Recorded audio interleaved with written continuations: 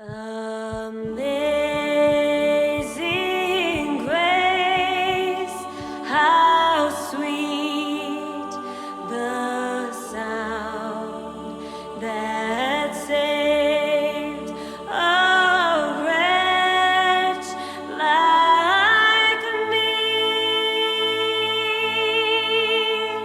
I once was lost, but now I'm found.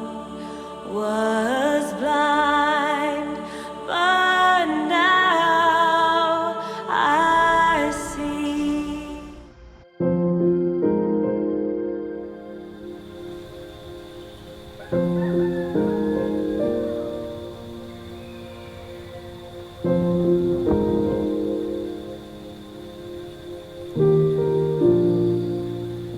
My name is Wilfred Emmanuel-Jones, and welcome to my home here in Devon.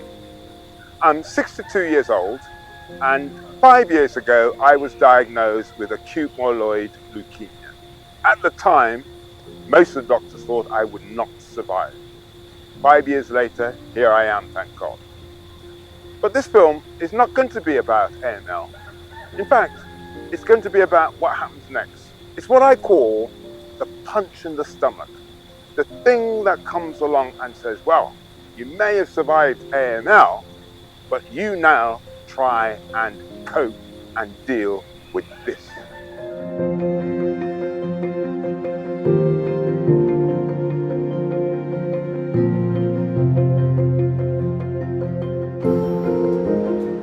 My battle with AML and Graft Versus Host Disease took place here, under the supervision of Dr. Panos Kotoridis.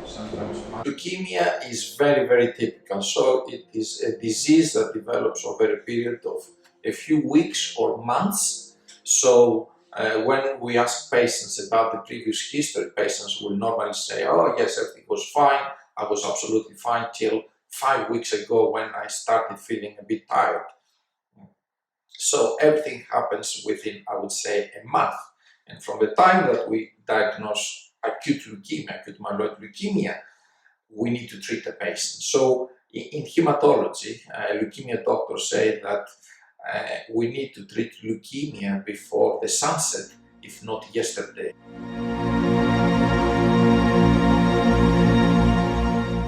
Having got the leukemia under control, my survival was now dependent on a stem cell transplant. A worldwide search didn't find a match. Time was something different. In your case, unfortunately, none of your siblings were matched with you. However, one of them was what we call haploidentical, so 50% match with you. And this is a new technology.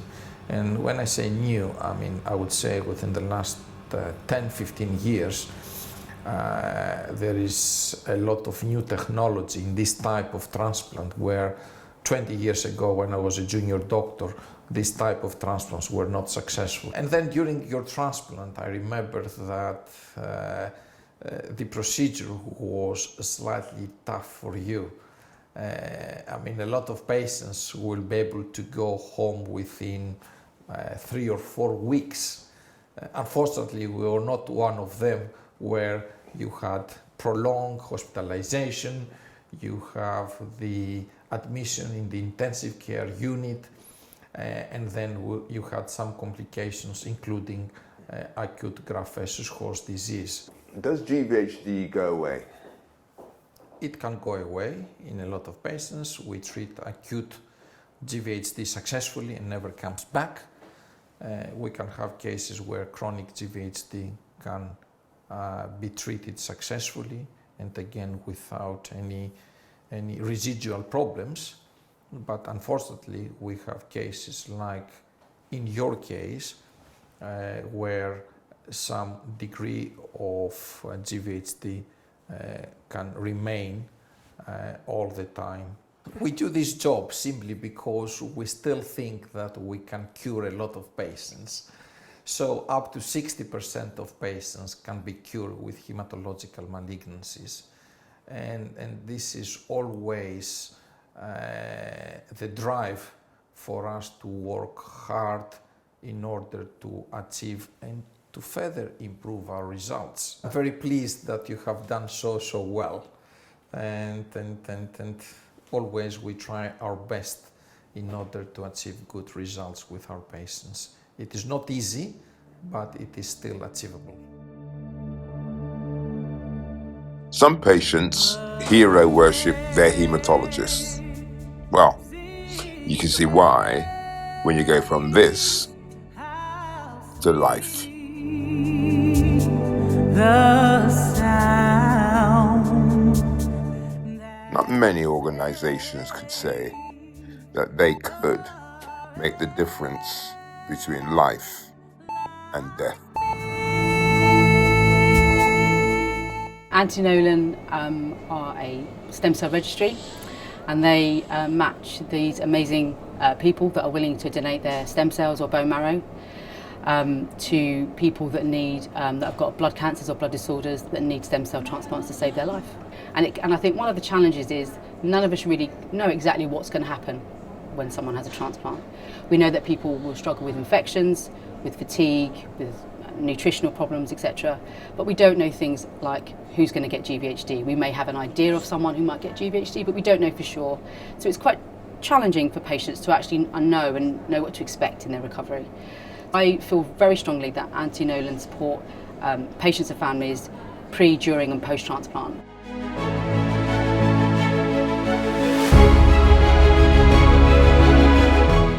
I'm off to King's Cross Station to meet an ECP buddy of mine, Elaine Owen.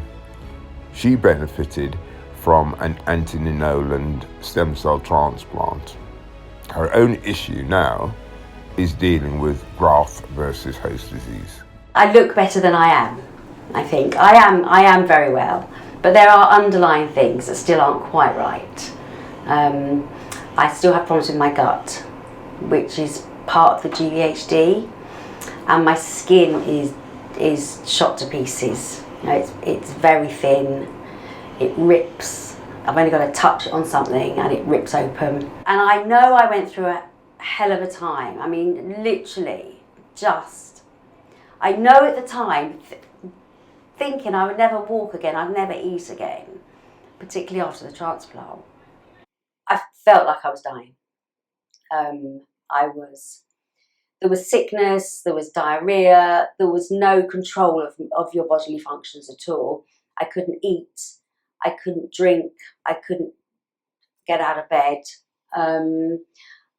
I was in and out of consciousness. The rooms I was in, I don't know about where you were all sealed windows. And I said, I know why you have the windows sealed, because people would throw themselves out feeling like this. Because not only because of the pain and how you were physically feeling, but how you were mentally feeling as well. It was just dark.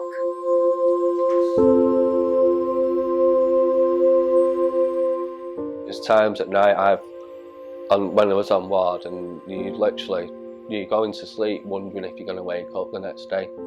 I couldn't walk down the corridors, I couldn't get upstairs. It might sound over dramatic, but I literally couldn't even get off the toilet.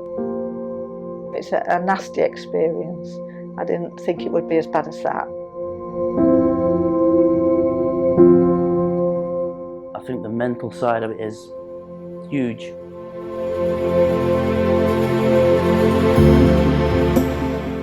I've had nothing but good reports about the ECP department run at this hospital. On meeting a member of the team, I could see why. I've been here now at the Christie for 19 years, working with patients who've had an allogeneic stem cell transplant, so a transplant from somebody else. And I care for those patients from the point of discharge from their transplant all the way through to, hopefully, old age. And graft versus host disease can be this chronic problem. And it's not that I've wished this upon anybody, I haven't. Nothing has gone wrong. This is part of the process, unfortunately, and there is a risk associated with transplant of you developing some graft versus host disease. Now, some people will get a very small amount of graft versus host disease. They might get a little bit of a rash, a little bit of an upset tummy. One of their blood tests might show that it's slightly abnormal. Up to the people that can't get off the toilet. They can't stop being sick. Their skin is literally falling to pieces. And you're thinking, well, you know, crikey. Now a chance to meet my brothers and sisters in arms. And Stephen. The way that graft versus host affects me is the skin, mainly. I do have problems with the eyes, slight problems in the mouth now and then, but the skin's the main problem. The pigmentation on the bottom half of my legs, my calves, has changed. And I get a lot of redness and blotchiness. It was horrible for the first week or so, especially with my mouth. I really got really bad ulcers. They do warn you that you might get these ulcers in your mouth, but nothing prepares you for it. The way graft versus host disease affects me is itchy eyes. I get quite itchy eyes, they can be sore.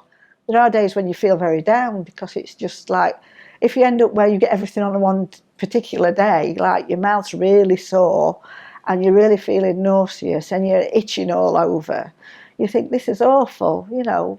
It's bad enough, isn't it, if your mouth's sore or you feel a bit sick, but to have everything together, which occasionally does happen, it's miserable. I had a really good 12 months.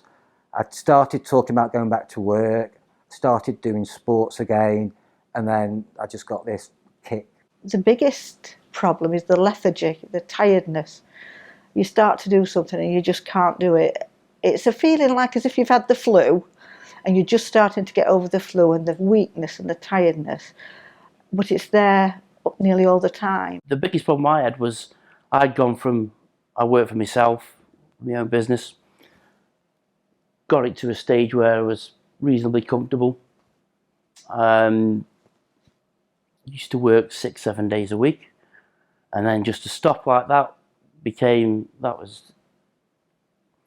it's like having your legs cut off.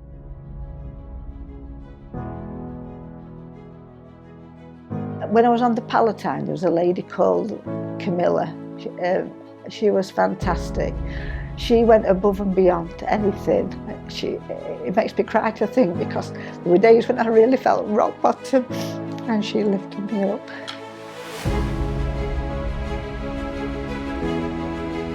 You'd be amazed on the Palatine ward, actually, how comfortable they can make you feel in such a prominent time of your life.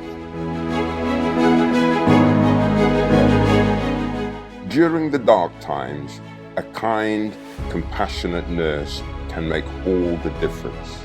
And I witness it every fortnight when I go to Guy's to receive my ECP treatment.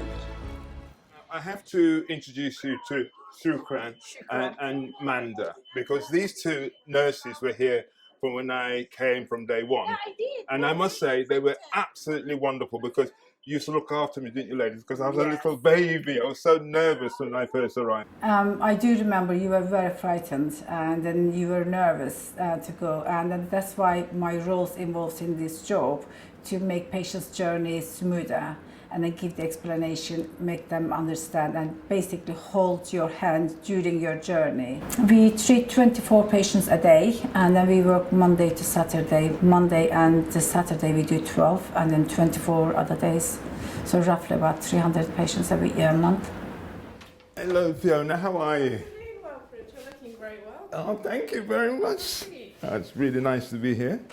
You're pretty modest, because you're the gaffer of this unit, aren't you?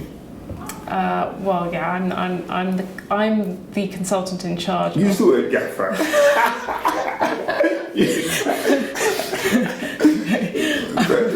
Okay, I'm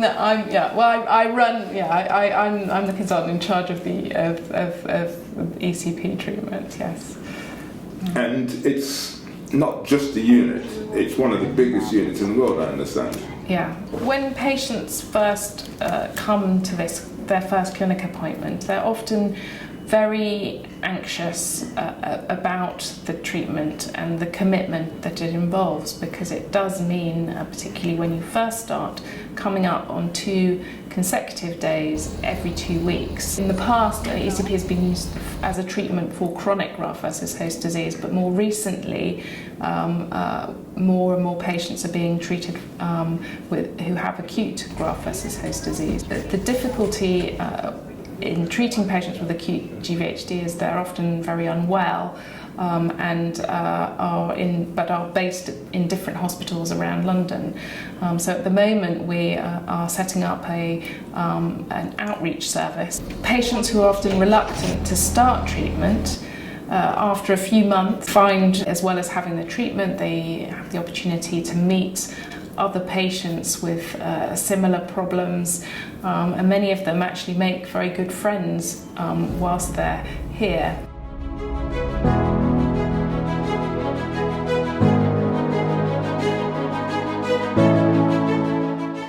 This is where I come to have ECP, and I normally have ECP every 2 weeks, and it takes about 2.5 hours if everything is going well. Now, normally they actually do needles through your veins, but I was struggling so much with that I've got a Hickman line. Yeah, thank you. Both are drawing, both are flushing fine. We're gonna start the treatment now, double needle. That means there's 2 axes, and then start. I have been having ECP for 3 years, and I often like to remind myself how I looked when I first started.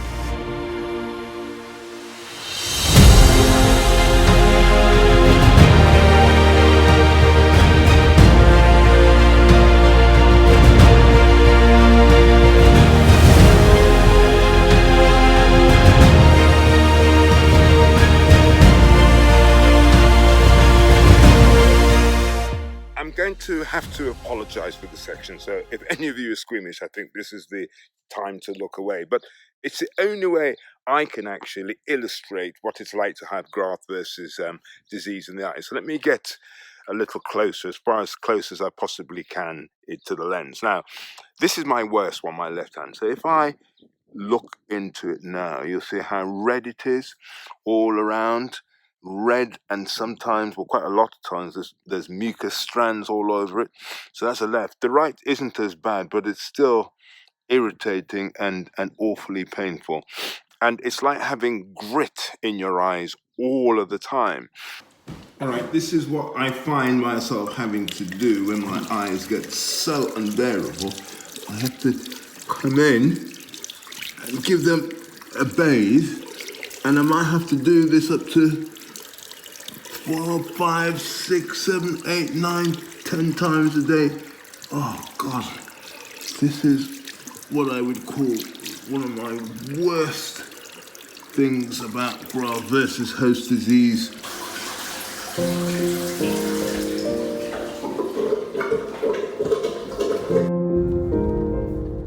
To make sure I keep on top of these issues, I have regular contact with my ophthalmologist.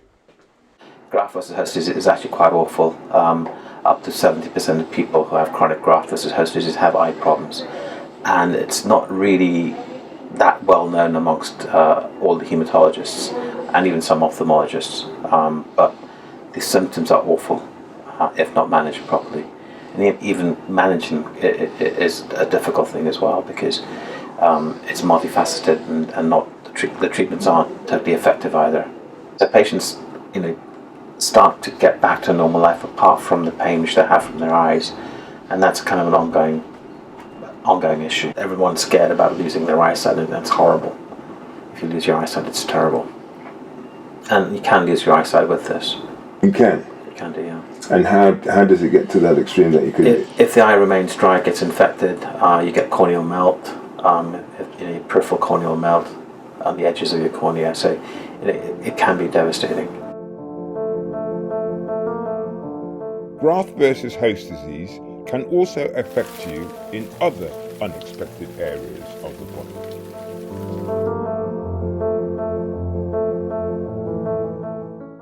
So the things that we tend to see for graft versus host disease, and graft versus host disease, especially for genitals, it goes from both sides, but we know that it's much more common in the female population. It can be complete dryness, it can be stenosis of the vaginal wall, so that actually closes up completely, and some of our patients have actually needed to have surgery to reduce strictures within the vagina. But a lot of the time I'll see vulval graft versus host disease, where it's sort of like the labia is really, really excoriated, so just passing urine can be uncomfortable for the patient, because it's like putting vinegar on your skin. If you have a little cut on your finger, then you can imagine that it stings. So our patients come, sometimes with that sort of complication over and above the sexual intercourse.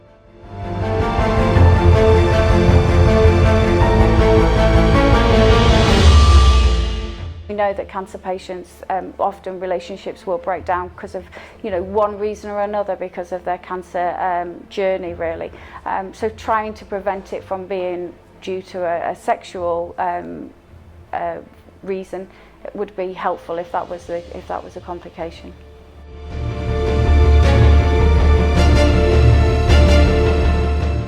These are vibrators essentially, so this will help to stimulate blood flow, which means that we know the importance of massage, and massage for sort of like even skin, facial, that type of things. It improves blood flow.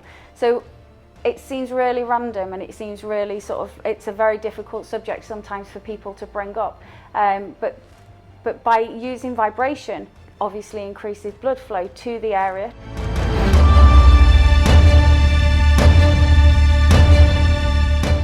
For those patients that have come to me at like 2 years post-transplant, having not had sex for perhaps a year, 2 years, and actually getting back to that stage, this gives the woman confidence. It gives them confidence that they can, that they can feel something. It gives them that blood flow, perhaps increases their natural lubrication.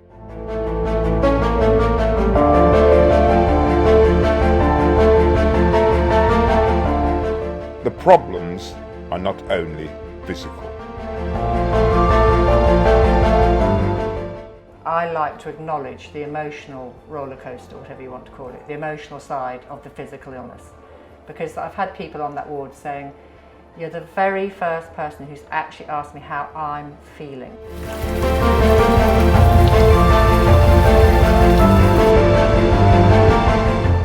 I think it's just such a dark, long, lonely tunnel, which feels unimaginably hard to get to the end of, to get the light at the end of it. And some people don't, some people die. And I think most people find it incredibly hard. With anything difficult is to express how it feels and what people think, rather than depress it. When there are big things going on and people don't express them, they tend to bottle them up, push them down, and depress them. And when enough things get depressed, pushed down, people then do become depressed. Do you see what I mean? Yeah. So it can be very distressing, but expressing stuff is more, I believe, more healthy than pretending it's not happening. I don't fly very often, especially to colder climes. But in certain scenarios, I will make an exception to that rule. I'm here on a bit of a mercy mission. I'm coming to see Marie, and she has had her stem cell transplant about 5 months ago, and so she got through the first stage, but now she's anxious about whether she will have GVHD.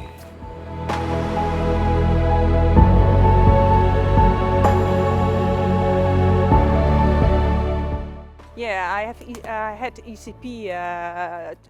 It started about 2 weeks after the transplantation, the stem cell transplantation. And I had, the first 2 weeks, I had 2 treatments a week. And then 4 weeks after that, I had 1 treatment a week. What I feel now is that the period after the stem cell transplantation and after going home from hospital is probably more tough than the time in hospital, because you're on your own. You're in the normal world with all healthy people around you.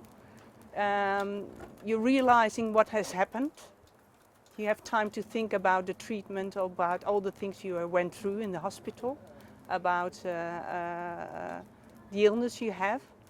And the mentally thing is quite heavy actually after you are out of hospital and on your own. And you're just sitting at home and you have good days and bad days. I have some days that I just feel like just want to stay in bed. I'm so tired. So I don't have my energy back. I want to have my energy back. I want to work again. I want to be myself. I lost my hair. I lost my identity. I put on some clothes and I think it's not me, because I have like just tiny little hairs on my head, and I had just long blonde nice hair.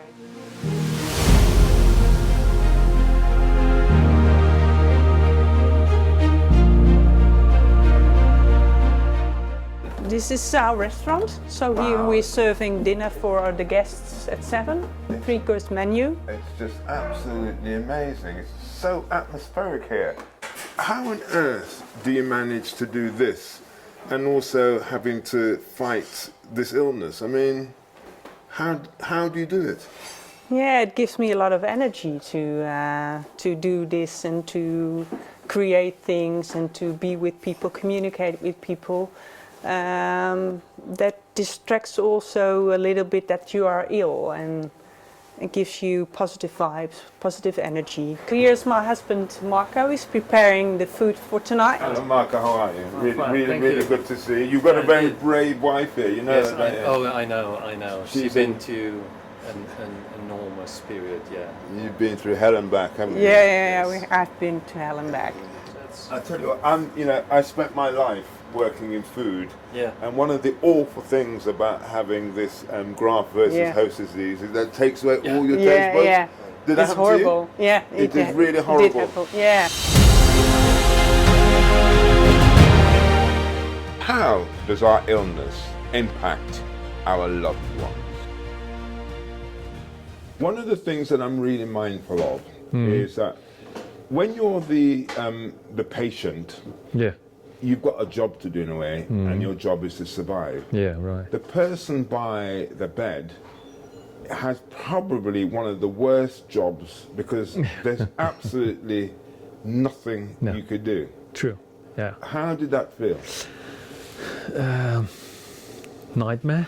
I think that's sort of description, and of course, you know, you feel terrible because you can't do anything. It always feels that it's not enough. It's never enough, and you want to do more. You want to you know, to be here for her and take away her pain. Good luck, Marie, and I hope the future is kind to you. Hold on in there, for you are a hero to have come so far.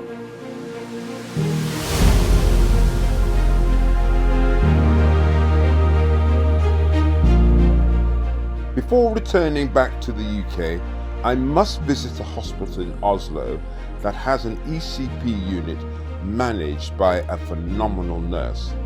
I've looked after ECP and coordinated treatment since we started, and before that I was also part of planning and getting permission from the hospital to start the treatment here. Because we've had a lot of patients waiting to get ECP treatments, some have been struggling with GVHD for 19 years, and some just got diagnosed and the steroids didn't work, and then 2 weeks ago they were told they were going to start ECP treatments. He's allowed me to compare notes with some of his patients. Really nice to see you. And you said your name is? Birgit. Birgit. When I got leukemia, of course I became shocked and afraid and was very sorry for my family. I have 2 daughters with a little child each. The youngest expecting her 2nd child. My mother was nearly 80 and became very afraid. This is where you have to get your needles. Not anymore because I have this. What is that you've this got there? port. I have a port. Yeah, but it's under my skin. Oh, right. You can see what's happened to your skin there, yes. Yeah. So it's a bit like so waxy and everything like that, isn't it? Yeah. God, yeah, it's a bit like mine. It feels like having a wetsuit that's too tight. Oh, yes. I don't manage to straighten out my arms. Oh, you got fatigue? You got... After some months, liver problems. Yeah. Did it affect your hair? Yeah, it's gone. So look at mine, you see? Yeah, but I have that, but this is my wig. This is your wig? I thought that was your hair. No, it's my wig. I don't have any hair. It's alopecia. Alopecia? Yeah. So it started out with the GVHD, and then it's boop, boop, boop, boop, boop, boop, boop. Oh, there. So with mine, you can see Yeah. all of that. And I also have those pigments on my scalp. I haven't got a lot of saliva, so my dental health is not good. I've got brown teeth, loads of holes, and I need to take really good care of my teeth to keep them. It's very important to listen to your own body more than I have been able to. I don't work. I cannot go to work because I get very tired. So I was foolish enough to start working in 2017. I felt better then, and